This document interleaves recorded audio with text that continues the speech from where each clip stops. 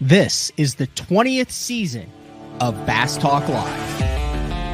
BTL is presented by Bass Cat Boats, Strike King Lures, Aftco, Pro Guide Batteries, Spro, Gamakatsu, The Bass Tank, Denali Rods, Beatdown Outdoors, and Sunline. BTL coming at you.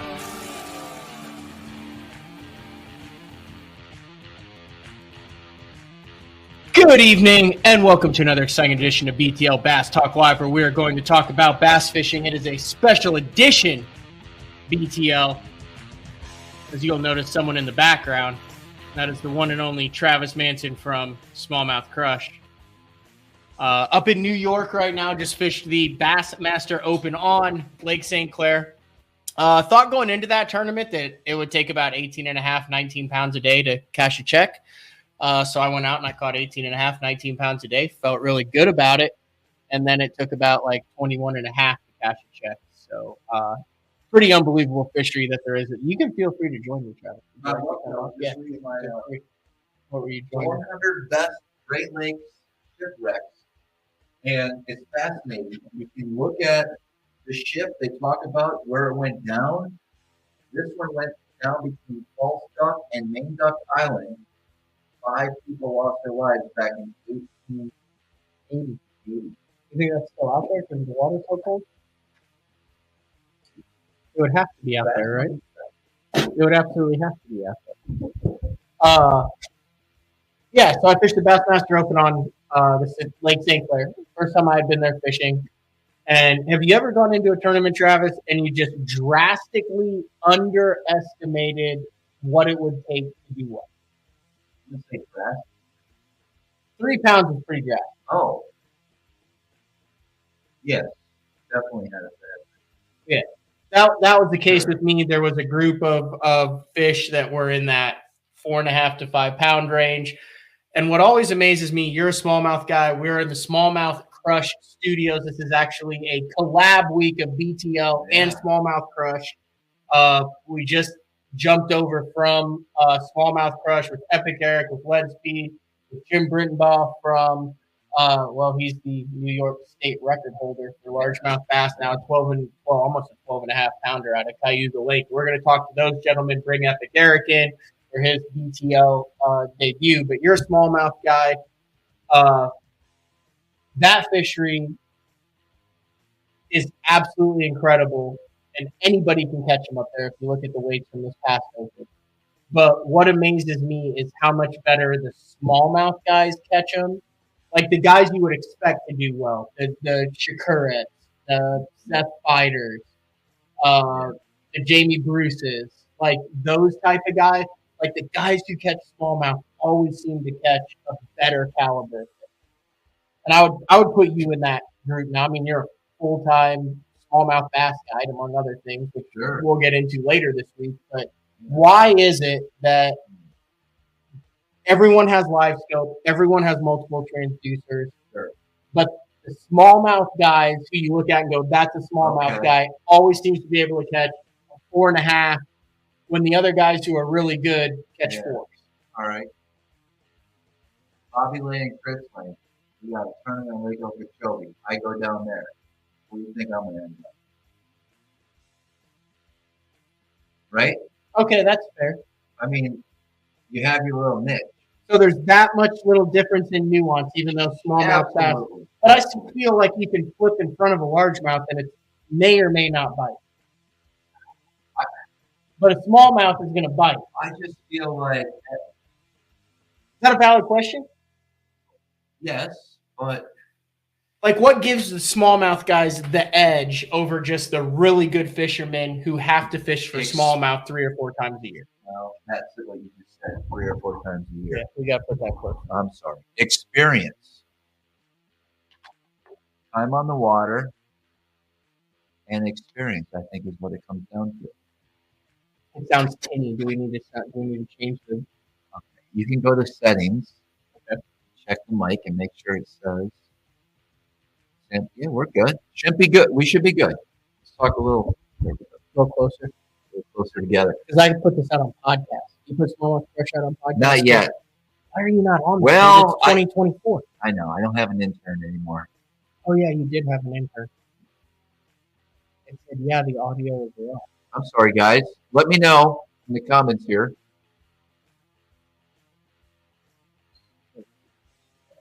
It's good. Everything's good. That's the right. You don't want to automatically adjust the mic gain? You can do that. You could do that. Go all the way up there. 190. Go all the way up there. Let's reduce the mic that. Oh, how about that? How's that, guys? Let us know in the comments, please. A little bit better on that. Sounds shallow.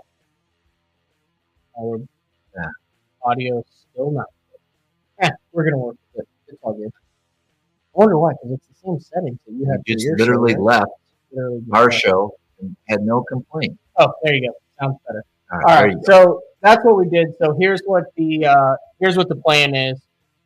We're going to bring in a number of guests tonight, and the first one, who I'm excited to introduce to the BTL audience, he's kind of like one of those dudes. Like I didn't want to have him on because he's like a smallmouth Crush guy. No, everybody advantage of the situation. I don't. I have not taken advantage of that situation. Respectable people do not, but a lot of people grab him over me. He's got a way better personality. Epic people Eric, want to hear what he has to say. There's only a small section of people that want to hear me ramble about realities and Bigfoots and fishing. If you tune into Eric, you're going to get bait hacks and Yeah. Eric, what is your last name? Like Guadalajara or something like that?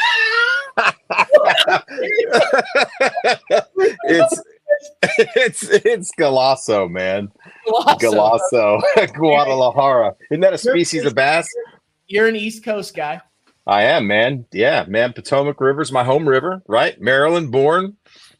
Actually born in DC while living in Maryland, technically, right? But yeah, man, grew up here, man. This is home, man. Maryland, bro. Okay.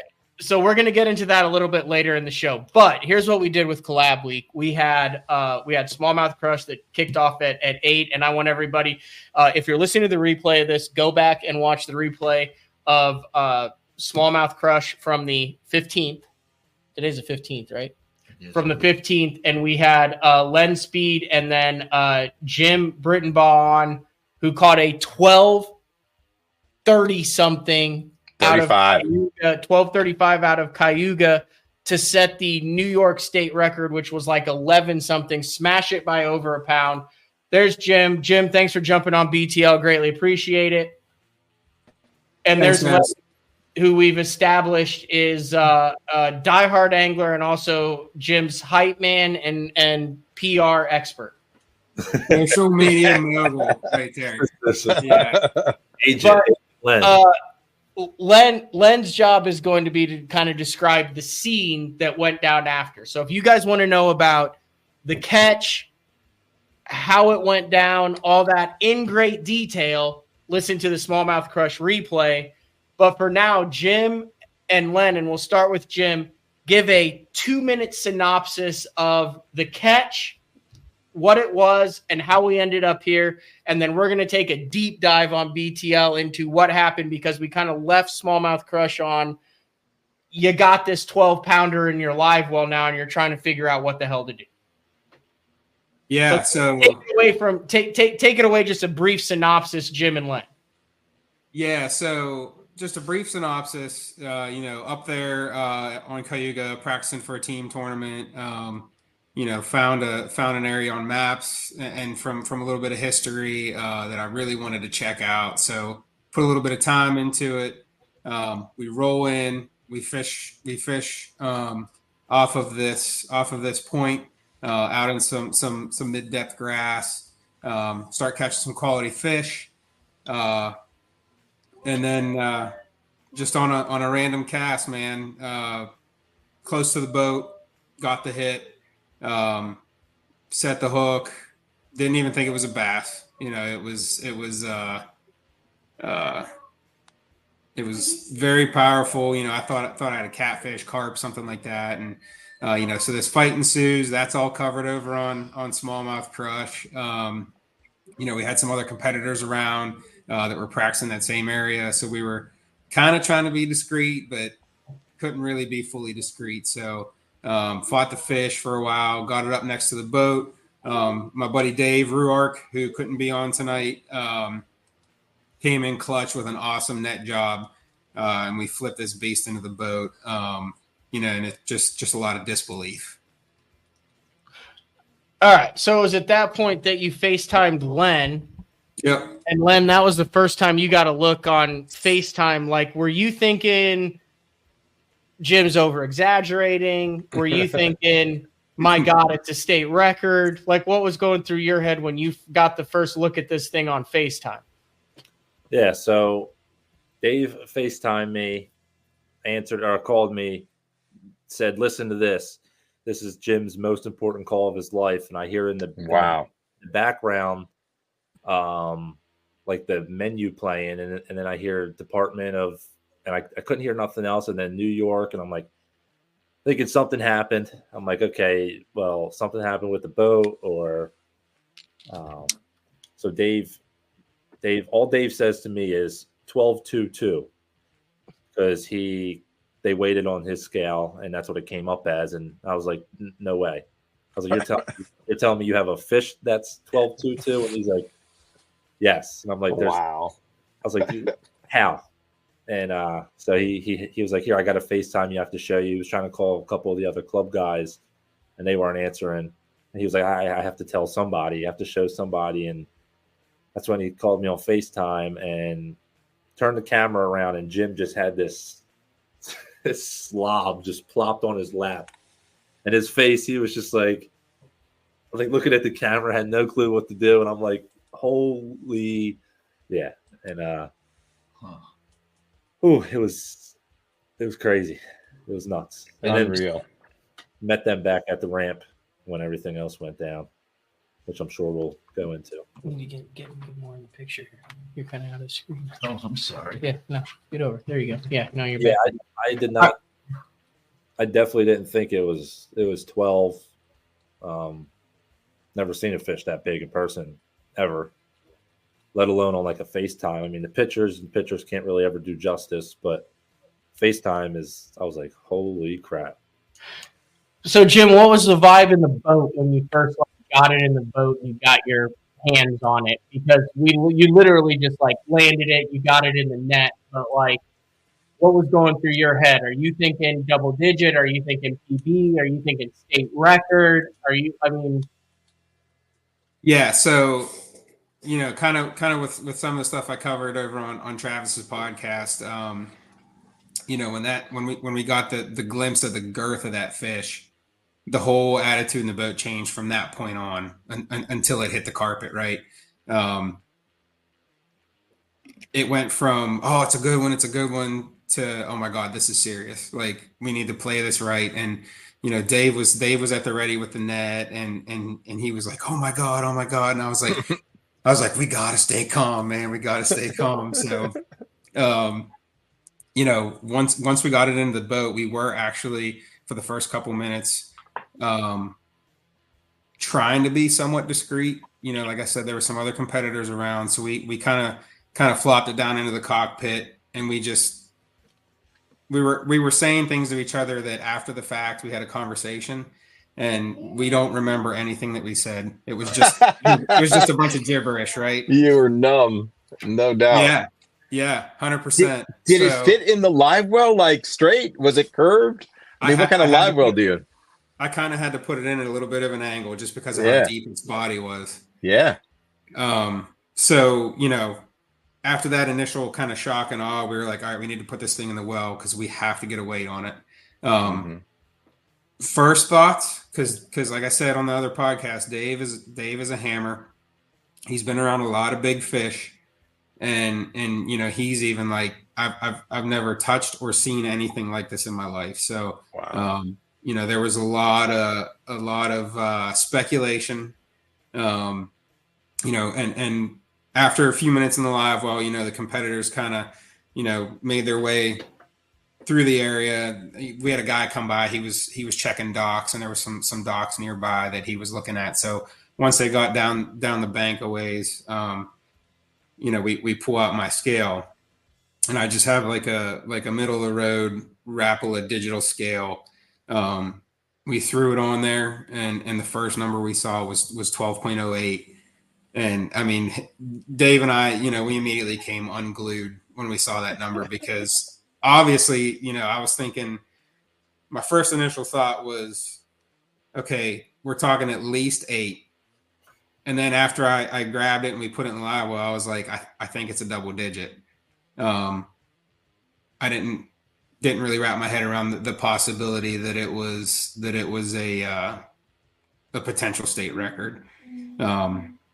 So after we got my weight, Dave pulled his phone out and he said, I have to check to see what the current New York State record is. So, shot a quick search on the Google machine and we saw that it was at 11.4, and at that time it was bedlam in the boat. So just hugging, high-fiving, yelling. Oh, yeah. Hugging, fist bumping, screaming. I mean, everything, man. Everything was going down. So the only thing that I was a little nervous about was, like I said, my scale is more of like a middle of the road scale. So Dave has a much nicer scale, and he said, "Hey, let me pull mine out and let's just double check this thing before we make a call." So we threw it on his scale, and his read 12.25. So it actually even read a little bit heavier to my surprise, because my luck, would have lightened up quite a bit. So at that point it it was like, all right, so we have to make a call to the DNR.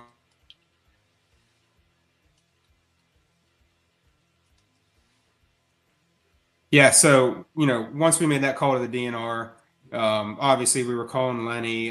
Dave actually had Ronnie Moore's number. He called Ronnie. Oh wow, nice. Yeah, cool. So yeah, it was absolutely insane. We called a couple guys in the club. Lenny was one. Rick Mullen, our club president, we called him as well, and I guess word kind of spread through those guys because like Lenny's gonna kind of get into a little bit. We had a crowd. We had a crowd when we got back to the ramp. But the whole deal with kind of calling the DNR, I've never done anything like that in my life. It was like, okay, well, I'm just going to call the whatever number I find on Google, and I'm going to go from there. But the thing that was tough was, I didn't know what county I was in. I knew what lake I was on, but I didn't know what county I was in. So, they wanted specifics like that. And I was like, look, I'm on Cayuga Lake. And I was trying to explain where I was at, because I didn't know if, one area of the lake was one county, another area was a different county. So it took a little while to kind of get through that. But I finally got on the horn with an aquatic biologist, and, he talking to him, he said, he answered the phone. He's like, how can I help you? I said, I have a fish in my live well right now, and I believe that it's the next state record largemouth. And he said, well, our record's 11.4. What's, have you weighed the fish? And he said, yeah, we had 2 different readings and they were both over 12 pounds. And he's like, oh, okay. Wow. Yeah. He said, we'll get a conservation officer on the way, with certified scales. And, that he said, give us about an hour and we'll be there. Dude, were your hands shaking when you went to dial the number? Bad for probably for, they started shaking when we landed. Well, when I saw the fish, yeah, I think they probably didn't stop until well after it was released. I'm sure, man. The whole time, man, it was just adrenaline. You had adrenaline running through your body. That's extraordinary. Adrenaline, yeah, man. Adrenaline, some disbelief, I guess. Because yeah. I was always the guy that wanted to get involved somehow in the industry, and I never thought it would come in the form of a state record. Sure, never in a million years. Yeah. So Len, my question is, Lenny, what was the scene like? Like, how fast did it travel? You said there was a crowd there. Like, were people stopping to practice? Like, hey, so and so called me and said that Jim has a giant. Because I've never seen a 12-pounder in person. Have you? You have? The hell? Not up here. Oh, you have? Well, I haven't even seen one down in Texas or Oklahoma. I've seen an 11. Okay. But like, what was that scene like? And then did everyone just like kind of forget that there was a tournament going on because that there was a state record largemouth, and not only a state record, but it smashed it by like a pound plus. Like over a pound. Yeah. So they said they called the president of the club trying to tell him, and so they called me. I answered. I think I was the only one that answered.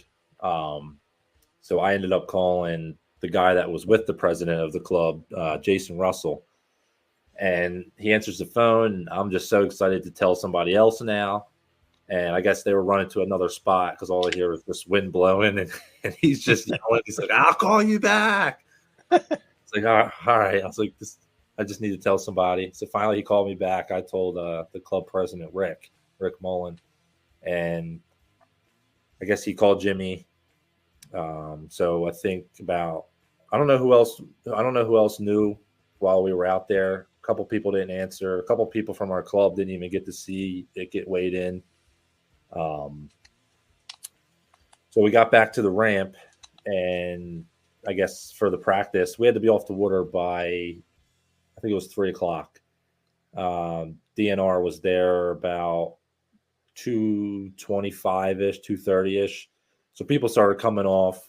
A couple people didn't know really what was going on. They really didn't pay any mind. They just get in their boats. And so the truck pulled up. Jim went to the boat. They wanted to come over and see it first. Like, hey, let's pull it out of the live well. Let's get a good look at this fish. So Jim pulls it out, and the guy of the DNR just goes, "Oh my God." Oh, wow. So they got the tournament bag, filled it up with water. Took it up to the truck. So the scale they had, they just put it in the back of the pickup truck. A bunch of us were surprised that, one, they didn't take the fish, and two, I mean, I told them right there. I said, "Here's your option to start your share lunker." Yeah, right. Here it is. There'd be one fish in that program for a lot of years. Like, so they pulled up in the regular pickup truck. I was waiting to see like a truck with a tank of water, but they pulled up in a pickup truck. They took the scales out. I mean, these scales looked like they were from the 70s. Wow. They were the one was like a net, had like a little net where you lay the fish on its belly, so it's like looks like it's just in the water sitting on its stomach. That's wild. So everybody just gathered around the truck. Everybody's pulling their phone out, and I just scoot in a little bit, and so they put it on the scale, and here it was reading in kilograms, and I for damn sure don't know anything about kilograms. I'm just clueless. I'm listening to numbers, and I'm like, I don't know what that is. And what are we in Germany? What the heck? They're like 56.05, and we're all looking like, what is it? And then they told it. They were like, yeah, that's 12.35, and we all were like, whoa. Wow. So then they put it on the other scale, which was another older scale with the what is like it? A spring style, yeah. Yeah. So old school. That's really old school. Yeah, and it met the same weight as the other scale, and Very cool. They literally were like 12.35 is it's confirmed. Here, take the fish back to the boat, and basically you do what you want with it. Everybody's hooting and hollering, yelling, screaming. Here to find out. Put it on the wall.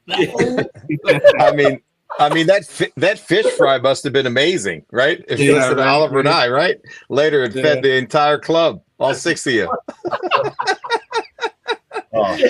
Whole, just gutted with mushrooms and onions in it. Oh my gosh!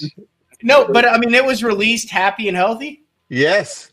So we took it down to the boat, and of course the other people that came in late are like, let me see it. We're like, we want to get it back into the live well, get some more G juice on it. So they follow us down to the boat. We give it a minute in the live well, and just one more time he picks it up, shows everybody as soon as they walk on the ramp, they're just walking up recording. All wanted to see it, and then finally we put it back in the live well, talked to a couple people there just about the story, about how it was, what it was called on, and ended up leaving the dock, went out to where he caught it. Oh, that's cool. Yeah, it was like a 10, 11-mile run in the torrential downpour rain. Oh man, you did that, sir. You did the fish a solid, man. Put her right back in where she belongs. That's cool. That's her Were home you 20. hoping to just like smoke that thing on Derby Day? Yeah, so when we released it, I did go out just a little bit deeper because I knew our tournament was going on, and then there was I think it was Empire State. They had a tournament the next that was on Saturday, and that was like an 80+ boat field, and I'm like, man, I'd like to just like let her get down there, find some sanctuary, and just chill because fish that size, in my mind, it's like, man, that had to have been stressful, Yeah, for her, and that's the kind of fish you want to protect. So how did it seem like? What happened when you let it go? Did it just take off? Did it just kind of? Yeah, pretty much took off. It kind of chilled for a split second there by the boat, and then it peeled around and headed toward the back of the boat, and straight down she went. you had a nice video of it, man. I thought you did a great job with the release, man. It's on your Instagram profile, right? That was the magic of Len Speed. Len Speed, right there, man. His All magic, right, man, with the camera. Yeah, it was good stuff, man. I thought that was fantastic. It was great that you did that because I'm sure a lot of people want to know, is that fish going to be okay? She lives on, so good job, Len. Yeah, we did everything we could. So Cayuga holds the smallmouth and largemouth record now. Is that correct? That's unbelievable. And What is the smallmouth record? Smallmouth record caught it twice now. What are the odds you're going to catch that one next year? How big was it, Travis? I don't know. 8.6, I think. I think it's 8.6. Yeah. The odds? Wow. I'd be absolutely shocked. You got to think. I mean, listen, I'm just, the spot. Very few people do. I'm sure some people know.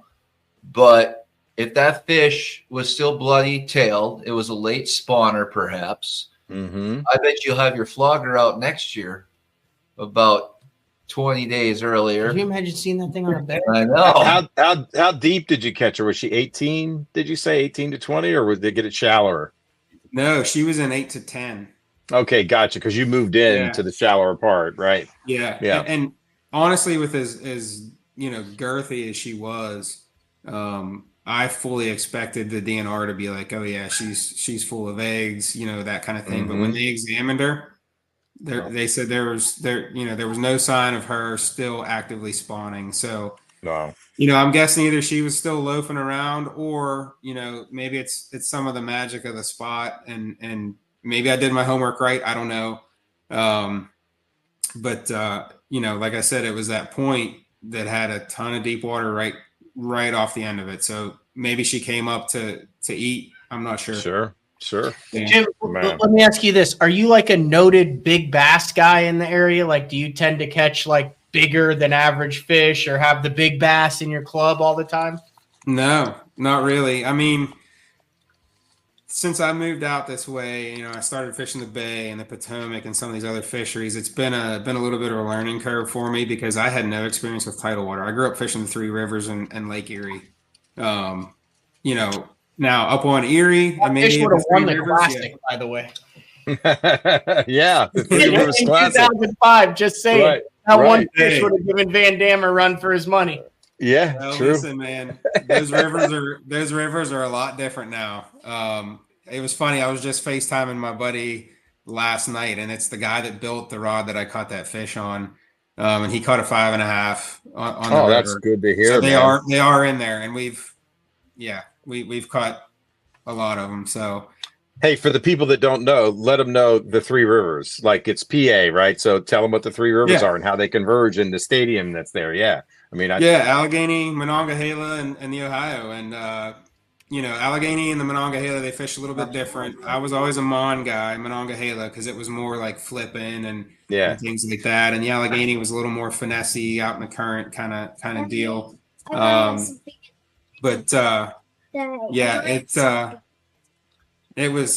was cool growing up there. Yeah, that's neat. Well, we're gonna let you guys go. I greatly appreciate it. Like I said, you probably have to do bedtime. Excuse me. Hey, Matt, I got a quick award ceremony that I told you about, man. I'm awarding Jim I'm going to do it quick, man, because I know he's got to roll. Jim, you get the first Bass Lab She-Thick Award, man. And Nice. I need to get your address. I'm going to send you the stickers, and you get a Tug Life hat, man. That's from the Bass Lab, bro. So, yeah, you got it, man. You get the large and the small size. So, and the Bass Lab, too. I'll throw that in. Yeah, anyway, She-Thick, man. It. Yeah, that's pretty tight bass art. Kyle Lisdell, Goonie Wolf, he's on Instagram. He does all my work, man. But I just thought I'd send you something, man, to remember it by. There you go, man. First Bass Lab Award. You got it, man. Congratulations again. Well, last question, like, what do you hope to get out of this? So, like you said, you're trying to get in the industry, you're trying to make some money out of this. You just want to have, like, is there a game plan? Is it just ride the wave for it? Like, everyone has a different game plan when they catch fish. I mean, you seem like a dude who loves to fish. You like to tournament fish, down to earth. You got the power of Lenny behind you. I mean, I feel like the sky's the limit. You should never have to buy another Cinco in your life. No, I agree. 100%. You should be on the GSM radar. Yeah, I mean, I guess what I hope to get out of it is kind of a little bit of everything that you said, Panger. A foot in the door in the industry would be great. One of the main things right now, one of the main focuses is just trying to get that replica mount done. Yeah. Just to have something to remember it by, and also something to kind of show off to people that maybe don't understand, what a fish that size is really like. And something that I'll kind of shamelessly plug myself on is the people that have all interviewed me, and use this as a little bit of publicity for their companies. I've been considering like throwing a Venmo account out there and just saying, hey, look, I helped you guys out, small donation or whatever, just to help cover that cost. And, obviously there's also that ride the wave factor. I'm giving Len the whole, the reins as far as pushing it on socials and things like that. And we'll see where it goes. Len, this has to be fun for you. I mean, obviously, if you can't catch it, I mean, you got a buddy who caught it, and you're kind of a part of the story and got to see the fish. That's got to be cool. Yeah, it's amazing. Like I was telling him, I mean, 3 people on that day touched a 12-pound fish, me, Dave, and him. So it was pretty cool and pretty awesome of him to give me that experience and let me run with this with him. Mm-hmm. Like I told him, I always wanted to do the social media stuff. I've always been just so intrigued in it, but I've never. I don't know. I feel like with a story, it's a lot easier to start it and get it going. So that's what I'm going to try to do here. Very cool. Yeah, we're going to talk about this. Yeah. Amber S says, live scope fish, wacky fish. Did you see the fish in the grass? Like everyone wants to know that. Was this a scope fish? First of all, let me make a quick comment. Not that it matters. Who cares if it was on electronics or not? Get over it, people. I do. I enjoy using it. We're going to catch fish for years to come on live scope. I think we've touched a sensitive topic, Travis. Why are you so sensitive about it? All right, done. It wasn't live scope. All right, yeah. Here's God, Jim, it wasn't live scope. There's Let's hope for the natural guy. Get this out of it for all. What part did forward-facing sonar play in this catch? And clip this and post it on the socials because I've been. Yeah, because it's blowing up, man. Yeah. And just to clarify, I'm with Travis. I don't discriminate. Now, right on. I had my scope on. I was strictly. I'm still kind of old school, right? So I was strictly using my scope to stay on the grass line and to identify kind of which direction it headed when it was in that little bit deeper waters for the stuff that you couldn't see with your eyes. The fish itself, I did not look at on scope. Amen. So you didn't scope it. So I didn't scope the fish. I didn't sneak in there and snipe it or anything like that. You're a spotlighter, you know it, bud. Come on. Yeah, the cheater. You don't deserve that. Travis, you wouldn't have known that grass was there if it wasn't. You're fun. Oh, the grass never. Hey, that or motors. What's this world coming to? That grass doesn't show up on 2D. What are you even talking about? Back in my day, we used a 6.6 pistol grip. I heard the best one too. Rod. Is somebody said that we need to subtract 2 to 3 pounds because it's a goby lake. Another good one. Someone else said that a Cinco's easy to catch them on. So Yeah. I wonder how many 12s they got. Hey, never mind the fight. Never mind all the gear selection. Never mind the knot that he tied. Tell me, did you tie an FG knot? I'm curious. Alberto. Yeah, baby. Crazy Alberto, man. I love it, man. That's my jam. That's damn right, dude. F that knot. FT. That's what I call it. The FT knot, man. I've gone on a rant on that one on the show. Good, very cool. Got it right there. Yep. Yeah. Yep. The 12 is a 12, man. Right on, man. Good stuff. Good stuff. Yeah. Very cool. Yeah, I mean, think about it.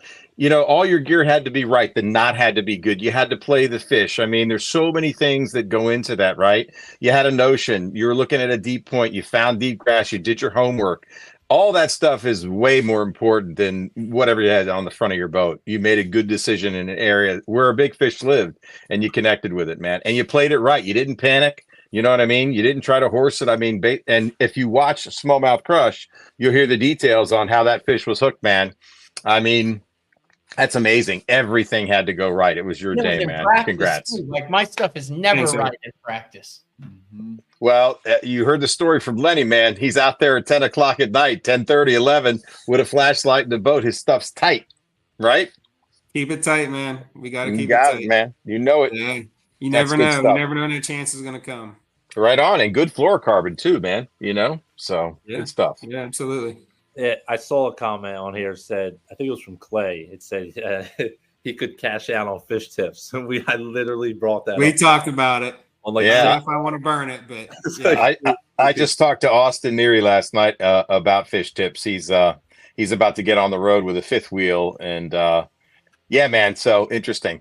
I'm really close with Austin. He grew up down the street from me, so that's nice. Anything else you have like burning that you want to get out there? Your social medias, if people want to follow you. Any like a list of companies that you'd be like, hey, like hit us up, XYZ, whatever, like just before we let you guys bounce. Yeah, list the companies. I've already talked to Yamamoto, so that one's done. Oh, you have? Or in the works. In the works at least. Talk to Trocar. I wanna breathe a little bit of life into that one. Jackal, man, that J braid was key. Seagar, obviously, like Eric said, that fluorocarbon was tight. Man, Daiwa, if they'd talk to me, sure. You know, all those companies that were involved in that catch. I guess another thing I want to kind of throw out there, because I don't know all the details about the situation, but when you go to that lake and you talk to a lot of the guys that fish that lake, you know, in my videos I gave a lot of props to the DEC for making it what it is. But there's also a threat on that lake too, with spraying the grass and using the additives to kill grass in certain areas. So, you know, maybe this could be a little bit of a platform to kind of speak out about that too. You know, from my understanding, from what a couple guys had said, is that that is mostly controlled by like HOAs and things like that are local to the lake. So if the DEC is not regulating it, they need to start regulating these fish. And anybody wants to follow me on socials, Instagram, it's Jim B Fishing 53. That's the big one I'm pushing right now. I'll do that. I think I'll follow. I think I do. Did I already follow you? I think I got you, Panger. I'm not sure if I got Travis or not. Eric, you on Insta? Oh yeah, man. Epic Eric Official. It's right there. Or you can send me one at Epic Eric's Bass Lab. Either one, man. Send me your address because I want to send you that pack, man. And I'll drop a couple little June bug items in there for you that you probably have never seen, man. So, especially being a river rat, bro. You know, you got to have a couple of river rat. That's me, man. I'll send you some of my favorite river rat things. So let me know what you think. Lenny, where can people follow you? Instagram, Bassin_LS. BASSIN_LS.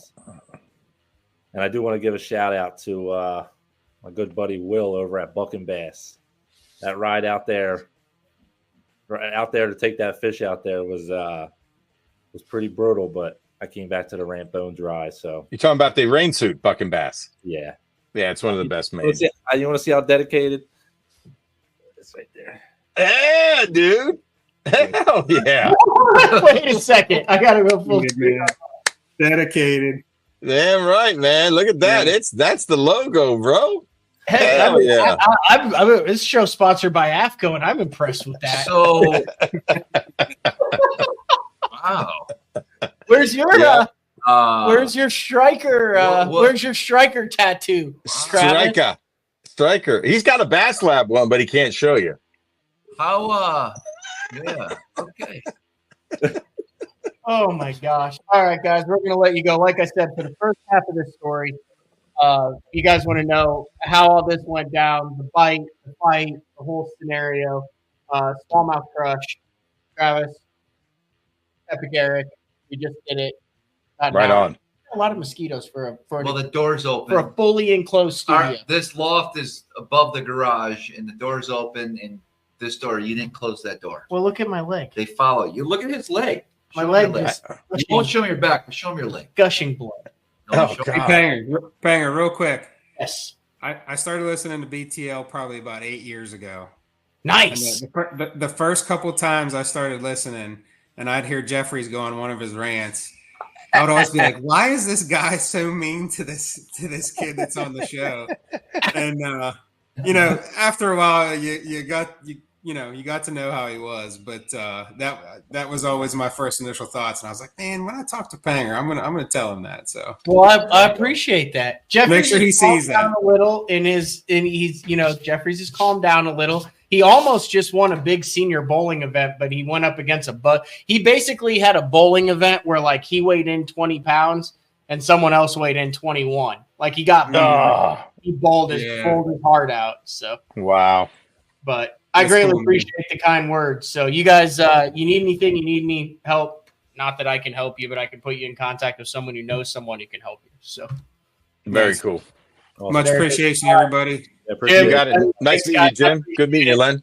Good meeting you guys. Yeah, good See ya. meeting you guys. Appreciate it. See ya. Congrats again, man. Do we get commercial breaks here? yeah, How long? I can make it as long as I want because we have like a bunch of commercials. Oh, Hey, Matt, the music is still playing in the background, but low. The whole time we were talking, I could hear in my ear. Yeah. My gosh, that I didn't know if that was interfering with the audio, but anyway, No, so we couldn't hear it at all. I could hear it just slightly. Okay, well, It's gone now. that's used. Anyway. Yeah, I just turned it off. That whole interview for the last 30, 43 minutes. No one said anything. Could you guys hear oh, good. People said they didn't notice. Yeah, I guess because I got the earbuds in, I could just, it was super low key. I almost flipped out over that live scope stuff. You Yeah, did, man. You're sensitive about it. Let's Don't break be down the sensitive. interview and let's take a break and then we'll break down the interview and we'll get into the Bass Lab and how you kind of ended up what you do and how you ended up with what you do. Perfect. Because I Right really on. don't know the story and that's interesting. All right, BTL collab with Smallmouth Crush. It is the night of the 15th. We'll be back right after this. The new Puma STS has been redesigned from the ground up. With the angler, design, function, and performance in mind, nothing on this new offering was compromised, and the only thing carried over from the previous version is the name. Based on the Soft Touch series hull that started with the flagship Jaguar, this new model is nimble and performs incredibly well at all speeds with either a 250 or 300 horsepower engine. Featuring a new 96-inch wide-body footprint, this hull measures out at 20 foot 7 inches in length. Industry-leading design coupled with tournament-winning performance. The Puma STS from Basscat. Feel the rush.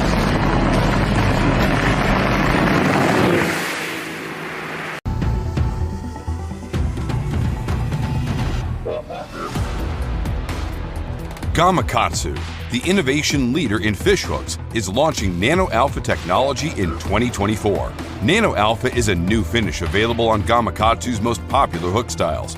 It delivers 2 times slicker performance, 4 times better corrosion resistance. Nano Alpha technology makes the world's greatest fish hooks even better in 2024 to help anglers catch more fish. Born in Japan, using technology, innovation, and precision, Sunline produces the widest selection of fishing lines at the most technologically advanced line factory in the world. Manufactured at the strictest tolerances to produce victories at the highest levels of tournament bass fishing. From household names like Christie, Swindle, and Cruz, to young guns like Cook, Logan, New, and Welcher, they all trust Sunline to take them to the top of the leaderboard. Choose the line that will give you the strength to guarantee your confidence. Sunline.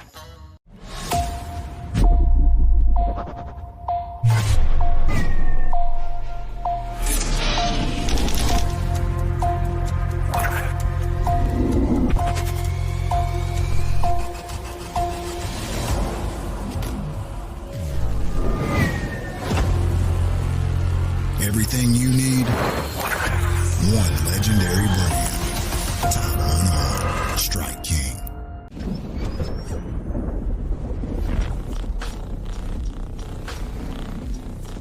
Gear that just plain works. Cast after cast after cast.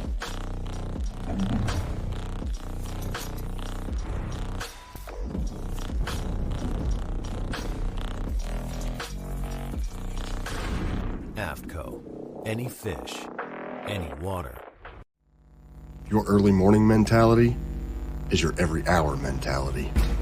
All gas, no brakes. Focus, purpose, power. Destined for the water, but confident everywhere else. A calming buzz before the storm, the truth of nature itself. You can't catch lightning in a bottle. There's a limit out there, but it's not with your gear. Unrelenting power delivery. Unparalleled weight savings. Keeping you on the water, whether you run a 9.9 or outscoping your best 5. In this rare air, there's power in the silence.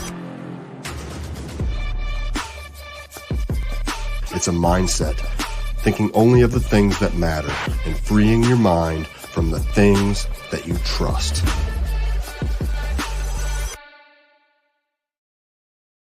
Get the best patterns backed by tournament data. Start by finding the best 10% of your lake.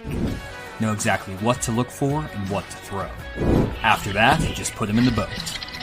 Try the Deep Dive app today. Look at that beast right there. We are back, BTL, on a Monday night, live from the Smallmouth Crush headquarters in New York, adjacent to the St. Lawrence River, Lake Ontario, joined also by Epic Eric. So next to the beautiful waters of the Potomac River. Yeah, so we'll get into your story. Let's break down the state record interview. Yeah. Wow. There are a couple things that fired you up, Travis. Yeah, the live scope comments, man. Yeah. Yeah. I'm really sick of it. Why? What? Why? Well, he didn't catch it on live scope, so why did it fire you up? It did touch the nerve.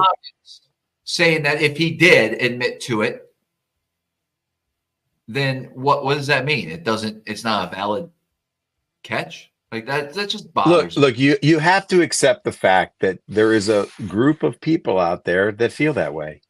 That that's just how they feel. They accept it, move on. And some people think to ourselves. I mean, I would say you just got to accept it. The conversation, the accomplishments of other people. Not at all. Not at all. Because you know what? He made a decision to go to a certain area. We talked about it earlier, right? All his gear had to be right. He had to play the fish, right? I mean, the knot had to be good. I mean, all those things prior to any technology being involved, right? He was there for a purpose. He talked about it in the full interview on Smallmouth Crush. So, to me, a lot led up to that moment. And there's some comments, guys are like, first of all, if you haven't used live scope, I don't know if you are prepared to make comments about it. We see thousands of fish on live scope every day, and we lucky to catch one sometimes. You don't always see what you catch, and you don't always see every fish that's out there. It's not like the magic bullet. I you always don't catch what you see. I'm so flabbergasted by that comment. Did you see good one, Travis? 50 center Life article? He said when the fish got in the boat that they were flabbergasted, and we all agree that it's probably the most underused. Is that a verb? It's a good word. It's a great word, man. I think we should name a lure completely underused. The flabbergaster. I was using a flabbergaster to catch that 12.35. Jeffrey flabbergaster. Hugger muggered a lot. Hugger mugger? Yeah, he's like it was a hugger mugger. Bamboozled, another one. I never even heard of that. What is that? Bamboozled. That's like kind of a little bit. Got it. That's a little bit. Matt's not having an episode. He's going for mosquitoes, everybody. In case you're he doesn't have there's a involuntary finite number of mosquitoes in the studio. So like when you get one, your odds of getting bit actually like statistically go down. But no, I mean, that seems like a feel-good story that happened to a good dude who happened to have a buddy who was like, hey, I know how to do all this stuff to kind of maximize the publicity and maybe get your foot in the door for something that you wanted. And it just seems like a good deal all the way around. Right on, man. That's good stuff. Absolutely. That's good stuff. It's good stuff. All right. Speaking of good stuff, I've known you, Travis, since before you started Smallmouth Crush. Oh, yeah. Way before. Like, I remember we've had 2010 long talks about you're like, man, I think I'm starting this thing and blah, blah, blah. And you did it. Talk a little bit about like what you were thinking in 2010 when you started it, and then how you ended up with Epic Eric every Monday night. Yep. You guys are the odd couple of bass fishing. I'll tell you my side of the story first. So it wasn't 2010. We met in like 2010-ish when you're covering me on the Elites. Was that your first year? Or 11 maybe. Whatever your first year was, yeah. You were on the Mississippi River. Because you only wore a visor. Okay. And you had blonde spiked hair straight up. Right. Yeah, frosted. Not from dying. And you always wore your jersey in restaurants. And the bars. And the bars. Yes. And he frosted those tips. That's a true story. And to bed. Travis, you used the lightener. I was representing. You used the lightener, right? You used the lightener, you spray in there? Son, we discussed this on past shows. So 2011-ish, we met, and then it took what? I think I started Smallmouth Crush 2017, somewhere around there. Yeah. And actually, big time Jimmy, who's a friend of both Eric and I, we would have some talks about, how to make money and do things. And I was running that Annie Ann's Pretzels that we owned at the time. And I remember I was in the back office and he was talking to me about a guy named, what was that? Gene Jensen, Fluker? Yeah, Fluke Master. Fluke Master. He's like, look at this Fluke Master guy, man. He's making videos about fishing. I'm like, man, I should do that. And I'm like, do you think it's too late? I'm like, I don't know if I can get in on this. And so I just started videoing my tournaments and BFLs and practice, and I probably made not much back then than I do now. I'm kind of slacking lately, but we're stepping it up, and I'm content where things are going. I love my little community, and I love being able to hang out with Eric every Monday at 8 p.m. Eastern doing our live show. We discuss a lot of fishing. We do have guests from time to time. We get into a lot of different topics. Eric and I don't think we're not different. We're actually probably the same. Odd couple. No, we're not odd. We're from the same. Well, Eric is rational, so that makes you the odd couple because you rarely are. So Travis, tell us a story about how we connected. I think land that plane, because that was the original part of the question for Matt. So and you said you'd tell your side. I can't wait to hear how you recall it. I was practicing for a BFL on Lake Champlain, and my friend Jack called me up and said, hey, I have a buddy named Eric that wants to come up, and he's up in the area for some event with his kids, and he wants to jump on the boat with you for a day. And I'm like, Well, a half a day. It wasn't a day. I'm like, I don't know, Jack. I don't really. And he kept being insistent. Like I think he called me the next day. Right. Didn't you work for Jack at the time? Yeah. I'm like, Yeah. I really don't want to take anybody out my boat. I'm practicing here, Yeah. Right. I don't know this dude. Sure. And so I picked him up at the launch. I got you guys were camping. You were camping with your wife, right? Camping. Yep. And we went out fishing. Yeah, we fished for like 4 hours, maybe 3. It wasn't long at all, dude. Yeah, Carolina rigged a little bit in some grass, threw some top water. I think I threw a boing lure. You were cranking that rock, getting snagged, and I think I caught a couple on the top water. And then I told you this story about how I went out with that dude and I was jerkbait fishing with him. It was wild. Darren Schwenk was his name. He guided up there at the time. Matt, I'm telling you, this is crazy to me. What's that?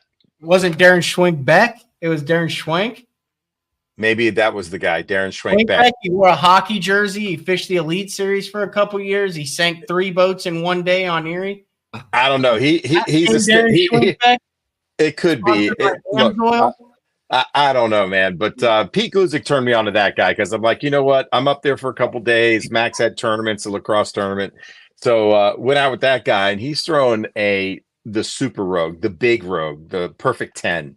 And it's in this color that just lights up in the water, dude. And he's throwing it on braid, and he's got a old reel.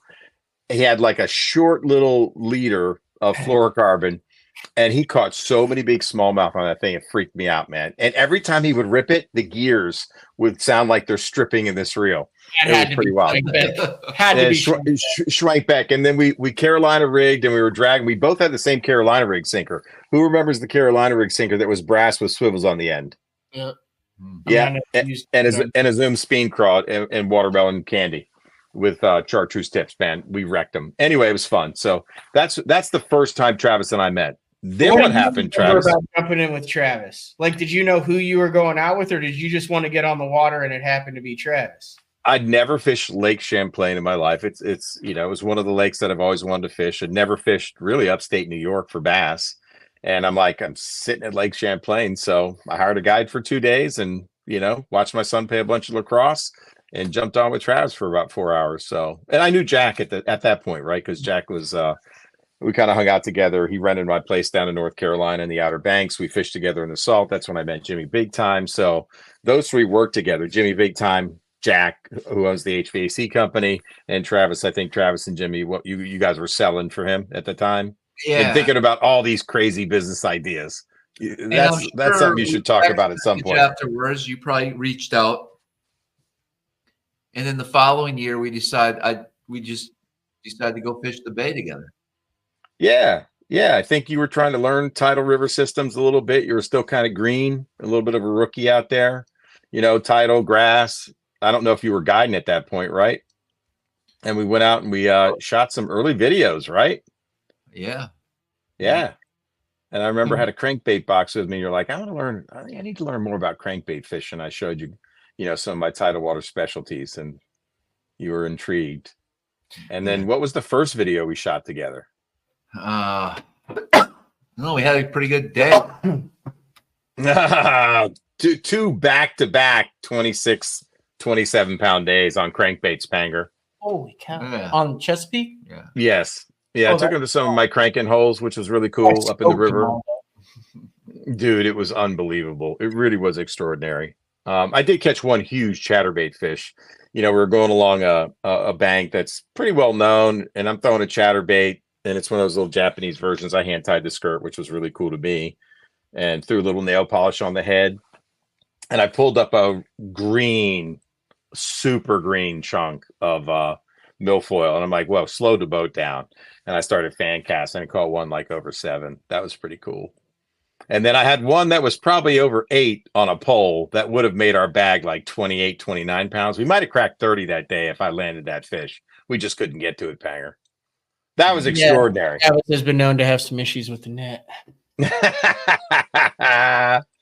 Anyway, I think those 2 days kind of cemented it, right? Yeah. I mean, at that point, it was like we had fun.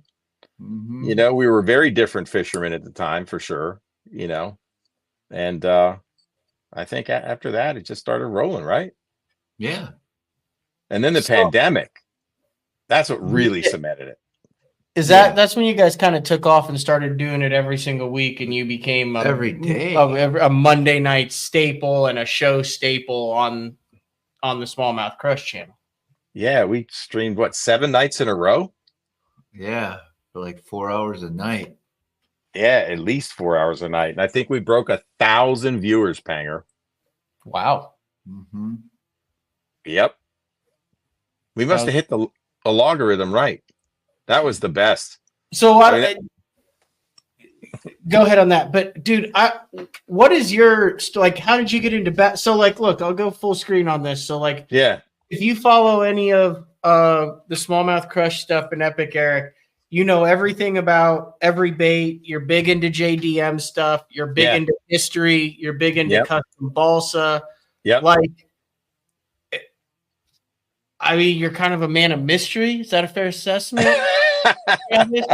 If anyone in the comments wants to pick a lure and just type it in. I don't know about that.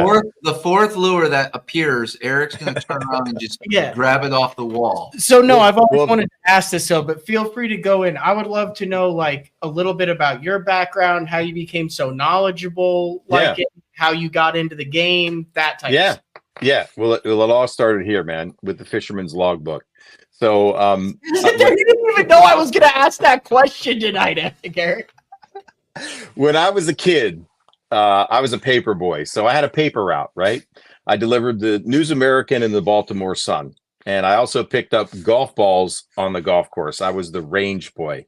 So I made $40 a week gross picking up golf balls, $37.66 net after taxes. I still remember my pay stub. And there were golf course ponds. So I liked to fish. I got a free golf cart. I'd take my fishing rods. I'd pick up the golf balls. I'd deliver my newspapers. And when I delivered my newspapers, there were 2 lakes that I loved to fish. The front lake in front of the community where I grew up. And then there were 2 lakes across Route 3, which is a major highway, believe it or not. And the guy I played quarterback growing up in football. The guy that was my center, Clinton Parks, his family was the caretaker for 2 private ponds. They were spring fed, and they were adjacent to a river called the Patuxent River. And that's where I fished.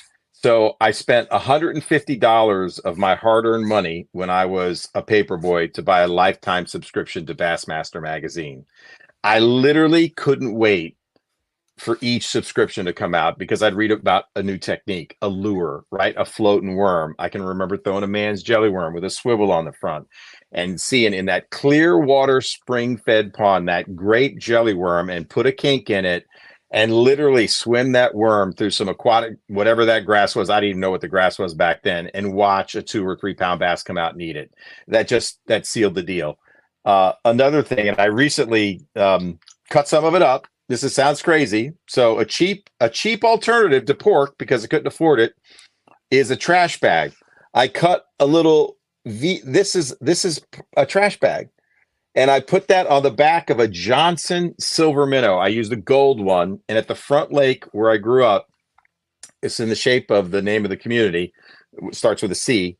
And there was a big spool, where they, wooden spool. When I say wooden spool, I'm talking about truck size spool. And they would have underground cable on it. Well, it rolled into the pond, and that became like cover for bass. And I took that Johnson silver minnow, and I stopped it right by the spool, and I watched like a 5 pounder come out and inhale it and reel that fish in. One day I was at the front lake at Crofton. This is so cool. I got into ultralight fishing as well. I took a MEP 0 spinner, and I started with a 3, then I went to a 1, then I went to a 0, and I probably caught 20 pounds there that day, maybe 12 bass. And just slow rolling that thing. So I started slow rolling. And these are all techniques that I read about in Bassmaster magazine. And so I would log my catches as a kid. And so I have a lot of my log catches, the date, the conditions. This is from 79. Let me try to open a page and read if anybody wants to know. All right, here you go. All right, so this is from 1978, the front lake. This was August 27th, dog days of summer. Overcast, the wind 0. The lake level, it was falling. I don't know why I said that, because I guess it was droughty. The water clarity was stained. So what was I fishing? Shallow 2 to 3 foot. Johnson Gold Spoon with a 6-inch white trash bag trailer. White spinnerbait with a plastic worm on the back. How about that? Gold Spoon on top, plastic worm, quarter ounce sinker, slow jerky retrieve, spinnerbait, steady, 1 to 2 foot down. I caught a 19-inch bass. I caught a 15-inch bass and a 13-inch bass on a plastic worm. Yeah.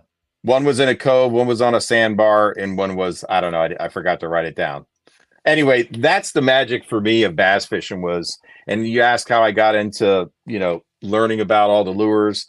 I was a student of the game, man, starting from when I was a kid.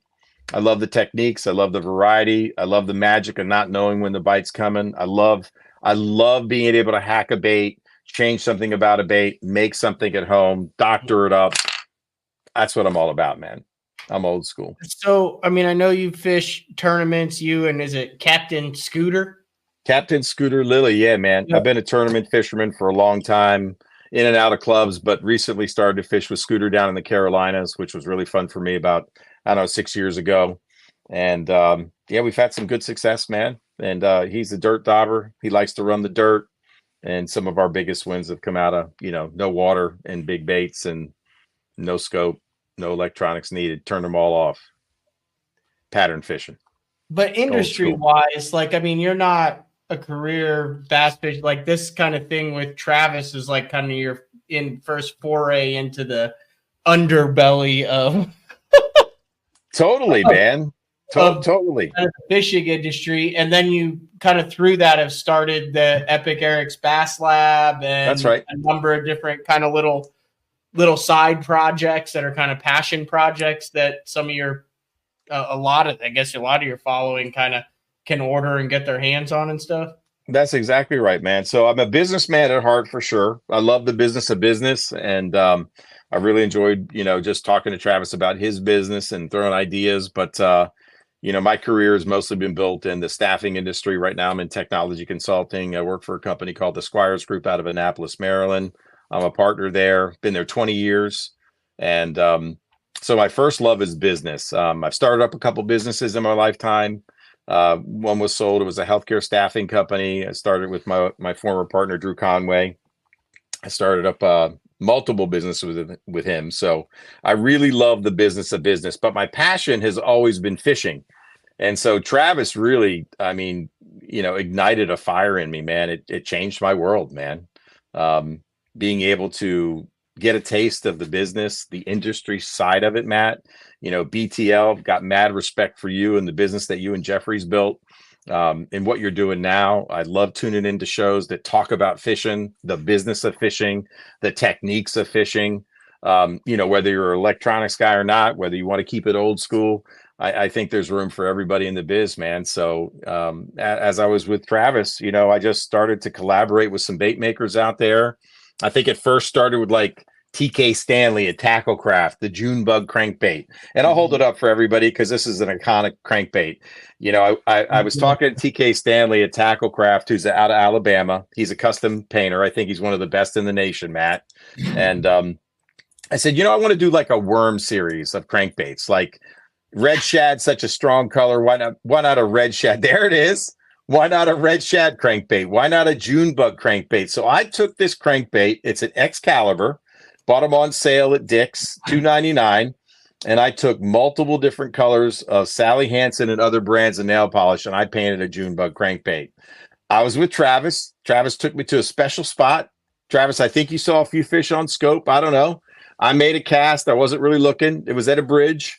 I reeled that thing down and caught a fish on the first cast. It wasn't like a 7 or anything like that. And then we couldn't catch another fish no matter what we threw. So I retired this crankbait, and it's become pretty iconic. And so TK painted a bunch of June bug crankbaits, and we sold them on Smallmouth Crush. And since then, I've gotten to know Marty Burns, who's a custom balsa maker. He makes my Epic Shad, which is like a huge flat side. And I've cashed a lot of money on this in the tournament scene. I make a shallow diver and mid diver. I can't keep them in stock. I don't make a lot. They're custom runs. TK does the painting there too. And then you guys probably know Goonie Wolf makes my stickers somewhere in my Bass Lab hat. He did the original one, but got a bunch of slaps available at the Bass Lab, and collaborated with Gary Sheets at 9K Elite to make some river rat style spinner baits. Those are tourney winners, and some chatter baits with 9K Elite too.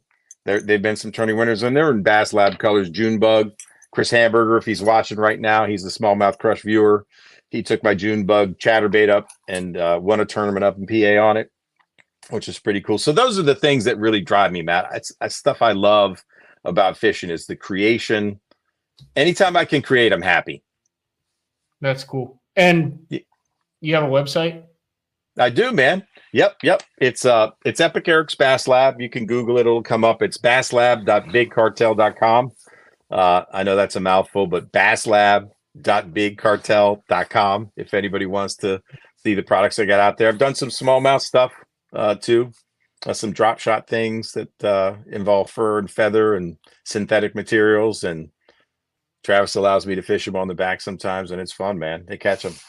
I've had some good times out there. So here's what I don't think a lot of people realize. I mean, and you know this, but like Travis is probably one of the first. So you're a full-time guide now. Mm-hmm. You fish the Bassmaster Elite Series, and you were on the PWT. No, not the PWT. Which you were a professional walleye angler before you were walleye tournaments, but yeah, I fished. That's right. Big tournaments, yeah. And when you made the Elite Series, you were a walleye angler who decided to try bass fishing and literally made it your first year. Yes. Have you gone have you told this story? Yeah, I've been through that story. I knew nothing about fishing when I was on the Elite Series. That's a true story. What made you want to sign up for the Opens? I went to the first ever Bassmaster Elite Series on Lake Amistad when Ish Monroe won, and I fished with. I hung out with guys I crashed that night with Aaron Martins and Byron Velvick. And, oh my gosh! And all those guys that were on tour back then, and Hall of Famers. Yeah, and we just I was like, man, this is my groove. So, and then you made it and had to figure out how to bass fish. I made it in a year. What did you know when you made the Elite Series in 2010? What was your strong suit? And yeah, great question. What didn't you know that you didn't even know you didn't know till you got out there? I don't think I ever punched for a fish. I never punched a mat. So heavy grass flipping. Never flipped. You had never flipped. You never done a jig and pig flipping? No. Let's just say, what had you done? Well, with top waters for smallmouth. Okay. There you go. Did you drop shot at all? Man, that was the early days. It wasn't right, dude. My drop shotting skills were not right. What was your strength back in 2009 bass fishing? Throwing a Rapala DT. Not a bad choice. Honestly. So you pretty much cranked and spooked. I'm asking this seriously. I struggled on the Elites. I think my best finish was 12th on Wheeler. DT? Yeah. Topwater? No, DT. So did you throw a DT and a topwater exclusively on the Elite Series? No. What plastics did you have? Okay, you drop shot it. Mystery Lake in Green Bay. I had a good finish there. What were you drop shotting back then? I wouldn't know. Probably RoboWorm. Yeah. Yeah. Standard stuff. Yeah. Tubes. I could throw a tube. There you go. I could rock a tube. Right on. Just trying to think of the things that qualified me for the Elite. So Champlain was a tube. Chesapeake was a spinner bait. And Erie was a drop shot. So I kind of got things dialed in. There you go. Spots. It wasn't patterns. Had you fished across the country at that point? Never out of Wisconsin, no. Or Lake Poygan or Lake Winnebago. When you were on the Elites, you lived in Wisconsin, right? Bass fish. Yeah. Except for the 3 Opens. Okay. When you were on the Elites, were you living in Wisconsin, Travis? Yeah. So Okay. you made the elites. Where was the first one? Harris Chain. Did you have any idea what you were in for? No, but I was in like 20th on day one, and Zona comes up to me, he's like, "Good work today." I'm like, "Yeah, drop shot." No, I did drop shot, I guess. Yeah. No one was drop shotting. No, I drop shot at Kissimmee Grass. Oh, dude, if you had heck yeah, you'd be a freaking billionaire now. Yeah. Oh, yep. What happened on day two? The wind direction changed, and KVD came in throwing a square bill on my shit and wrecked them. Wait, KVD pushed you off of your spot on day two of your rookie season? I couldn't drop shot anymore. Why do you pick up a spinnerbait or something, man? Like a moving bait? Because you said you qualified in the Well, no, you said you qualified in the opens by using a drop shot, a spinnerbait, and a DT6, right? Anything though, you just go to these lakes. You would have 0 waypoints, 0 hope. You literally show up at the lake. Yeah, and no practice. And I was sponsored by. My first bait sponsor was Power Team Lures, and I thought you had to only throw Power Team Lures the whole event. I mean, that's technically supposed to work. Yeah. Yeah. So you would throw Power Team Lures the whole time. Really? You didn't throw the jig rig. You didn't flip that around a little bit. No crawl derv. Nothing. The worm. Yeah. The finicky tickler. 3 years? Two. And Trip called me up and said, "Hey, bud, we need your deposit for next year." And I was kind of broke. Who were your sponsors? How'd you get in? Well, no, I took a loan out. Oh, you took a loan out to Yeah. fish the Elite Series and had never bass fished before. Right. That's a bold strategy. Yeah. Travis is a risk taker. I have noticed that in my time with him. He will take risks for sure. Yeah. Was that a fun time though? I mean, loved it. Mm-hmm. Would you do it again if you had a chance? That's my question. Sure. Oh, sorry, Eric. No, that's good. That's good. For elites, is that what you'd want to do again? I don't know if it's possible to try again. Why? Just because the EQ is so hard, all 9 opens? I think to qualify is hard. I think I know the dirty side of it now, too. What do you mean? Well, you're either, I mean, technically, to fish on the elites, you got to have some money, and whether it comes from you working hard or your parents or a business that you own, Sure. you have to have a lot of money to do it. What do you think it takes these days to fish the elites? I don't know. I mean, you still have to support your household and everything else, like hundreds of thousands of dollars to try to qualify. Panger, what say you? I mean, you're out there trying to qualify, Panger. What do you say? It costs $40,000 to $50,000 a year to try to qualify, and I think you better be able to have $100,000 to make it through a year, and that's time off. Wow, that's me, like no kids, not currently married. Wow. I mean, that's a tough sled. Do it right to where you're not like freaking out every week. Sure, where you're not stressing. Yeah. I mean, if you look at it now, the Opens, you're gone longer than you are for the Elite Series because we get 4.5 days of practice and there's 9. I think there's 8 Elite Series. Well, with plus 2.5 days just the of practice. network, the gray areas, the rules, the information you get. You know. Yeah. So KVD derailed. No, that was kind of a. He didn't push me off the spot. What I meant by that comment was I saw area wrecking them, square bill and the same stuff I was drop shotting. Did you not have a square bill in your boat? I didn't adjust. That's all. Okay, gotcha. You stuck with it too long. If you don't bass fish every day. Right. Yeah, true. What's harder, getting into the walleye tournament scene or the bass fishing scene? I think both. I think it's you have to have a passion for trying to learn and I mean I wish I knew. You just saw my gear on the Elite Series. Like what I had reels that would spinning reels that would the anti-reverse wouldn't work, so they would just reel backwards too. Like I'm like the first ever person on the Elite Series to get like a bird's nest with a spinning reel. Yeah. Like I did not have it quick.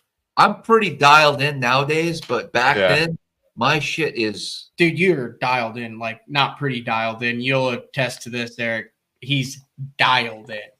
Oh yeah, No. he spares no expense with gear, and he takes care of it, and he's prepared. Do you wish There's you no could have doubt.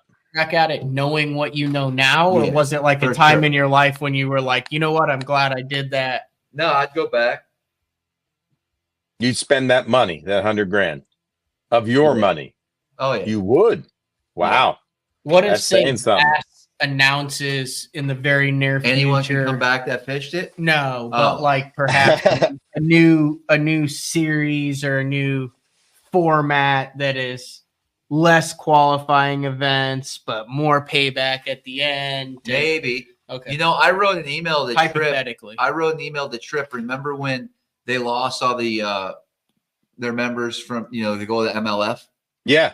And they were looking for people to fish the Elite Series, and they gave invites to people who never fished You up. were like, hey, I wrote Trip. I'm like, I'd love to come back. what did he say?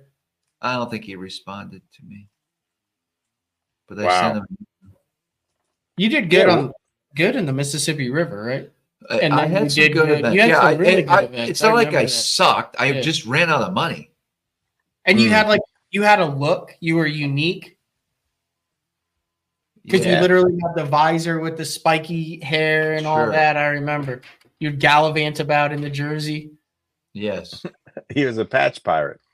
I was. What would you do now? What would you wear? Smallmouth crush only? I would be pretty independent. Yeah. You would? Yeah. I'm not into flash anymore. Yeah. Low profile. I don't want to wrap boat or wrap truck. I mean, obviously you'd have to have that, but Yeah. it You would be wouldn't, very. you wouldn't do a smallmouth crush? Like something? I doubt it. You'd have to do like a flat gray boat with the red smallmouth crush. I on just the like side. to be left alone and just fish. Well, you have to have a rat. He just wants to be left alone and fish. Kind You of- and Jacob Fouts could travel together then. Not like that. I'll promote products I No, believe in. Travis loves guiding. That's another thing. I'm messing like with you, The Travis. products I represent, I would represent them even if they didn't give me anything. Right. And Yeah, that's you've always that's maintained that independence. That's good. I use stuff that works, and that's Sure. right. You That's know? right. That's the way to be, man. How did you get hooked up with GLF, Great Lakes Finesse? Okay, so Great Lakes Finesse. So the owner at the time actually had another business that had. It was like a discount program where you get discount codes to other bait companies. Okay. And so I did some videos on that, and he knew I was kind of a smallmouth guy, and obviously Great Lakes Finesse is a smallmouth company, or you know, Great Lakes, you know, this region-oriented baits. And so we just started talking, and he approached me. You know, they only had 3 or 4 baits in their lineup, and I said, you know, I'd love to create a product, a bait for you, and represent it. And here's what I'm looking for. And I gave him the exact details of what I wanted. And normally when you think of a bait that you want, there's a lot of work that goes into it. Mhm. It really took weeks to come to life, you know, because I was pretty precise on what I was looking for. And it just worked out that way. So it was definitely a good partnership at the time. Same thing with East Coast. Same thing with Beast Coast. We just, you know, we have the open water sniper jig, which is a finesse football head. If you grab that, I'll give you your first look at the newest product that's going to be launching. Oh, that's your hair. We're coming out with a hair jig. I don't know if Beast Coast and you get mad at me for sharing this with you guys, but Screw it. let's do it. Take a look at this thing. So Go full screen. this is the new Beast Coast. This is the samples that they just sent me last week. And So these aren't out yet? these are not out yet. They will be. You tell me what you think of that little bad boy. It's cute. I mean, I'm not the guy to ask about hair because I've caught about 10 fish on it. I got you. Hold it close, I back. get to do this with There you Epic go. Eric in the background. Look at that bad boy. So Yeah. what makes a good hair jig? Walk me through what makes a good what hair makes jig? good hair, Travis. Well, first of all, sourcing the marabou is important, right? no, yeah. what does that mean? Just having the right flow. What's the right flow? Some hair jigs are all wadded up. You ever pull a hair jig out of the package and it, like, you cast it and it doesn't even like sink? Yeah. Floats on the water. That's how you get it wet, obviously. Yeah. But there's a lot of bulkiness to it, but we kind of streamline that. The proper hook. What's the proper hook? Probably a BKK hook. Okay. It is a BKK hook. Yeah. Tungsten head. We got little eyes in it. We got a hook, a keeper on it, where you'll be able to put some extra plastic up on it. I mean, I love it. I think they hit a home run. A lot of different colors they're going to offer. I'm pretty much straight black, okay? But they have a lot of different colors. And I'm sure there's a time and place. I mean, maybe black and purple. Okay. Yeah. But it works. And we have a few other products coming out as well here in the future. So I'm excited about that. But with Beast Coast or with Great Lakes Finesse? With Beast Coast. Yep. Okay. Gotcha. Great Lakes Finesse just came out. We had them on our live show a week ago or 2 weeks ago now. But they came out with a larger size drop minnow, which is something I use a lot for, shaking a minnow, drop shotting, Ned rig, things like that. A lot of underspin. There's a lot of applications for that. And they beetle spin too. Beetle spin as well. We tested that up. Yeah, I sure did. Right. I don't know the details. That's all up to. Like, this package literally is written on it what it is by, I'm assuming, those people. That's pretty cool. Yeah. I mean, I don't appreciate this as much as I should. Really? Well, I mean, Oklahoma is not really a hair jig mecca. Yeah. For little hair, you know what I mean? Yeah. But I mean, it looks fantastic. Like, yeah, have at it. Yeah. Oh my! All right, your little hair. Here's what we're gonna do. I think we're gonna wrap things up for the night. All right. Travis, like I said in the last episode, over on Smallmouth Crush, you actually called up and were like, "Hey, you want to go catch some salmon and lake trout?" And you took the boat, have loaded to the hilt out, decked out, that doubles as a duck boat. And I mean, you can look at the Smallmouth Crush guide service, and it says bass, walleye, perch, salmon, trout, ducks. Yeah. All sorts of stuff. So it's very convenient because I also have guide day, which I try to run about twice a month, which just kind of highlights area guides. One of the best, I think probably the most popular episode is I had Big JP in studio. Sure. In Oklahoma. And you're kind of the one that got JP is starting guiding. Yep. Actually. So we're going to record a guide day with Travis that dives in. That's awesome. Yeah, that dives into everything St. Lawrence River, not just smallmouth. Actually, your smallmouth guide client base, I would venture to say you're like number one on the river, probably. I don't want to compare, but I will say this. I treat it as if I'm making millions of dollars a year, and this is like my deal. Like, I am. Is he number one on the river, Eric? I'm pretty hard freaking working, I'll tell you that. I'm gonna say I don't know much about the guides up there, but the dude's hard working, and so you're gonna have a spectacular day up there no matter what.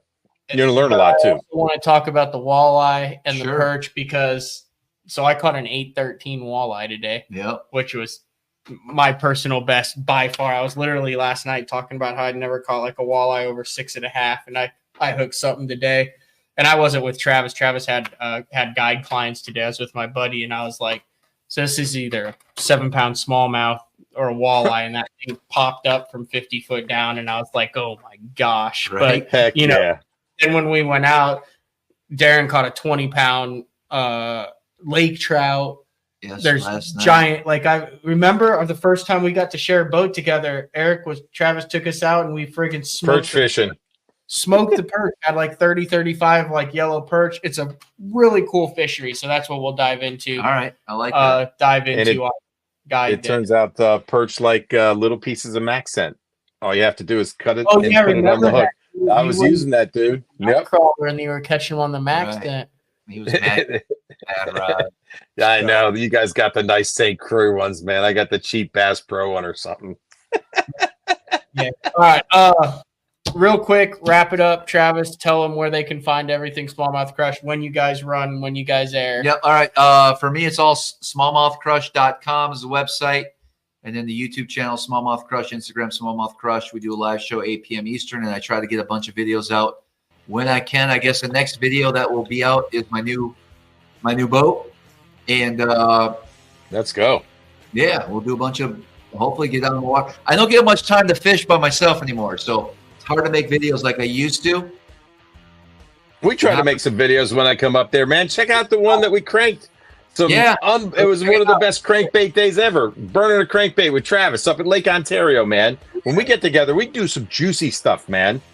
We get it going. Eric at like Eric the Bass Mob Cartel. I was gonna say Eric the Mob Boss or something. You can follow me at Epic Eric Official on Instagram. I also have Epic Eric's Bass Lab and my passion project, which I will do one day. You can follow me across the country as I visit every legendary lake that I've read about since I've been a kid and a lifetime subscriber of Bassmaster Magazine. And maybe there'll be some collaborations along the way.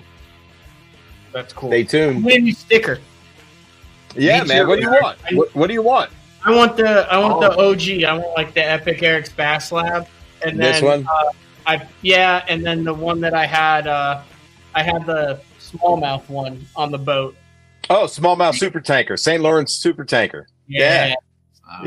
Those are pretty fat, man. No doubt. Those are awesome. They're great stickers.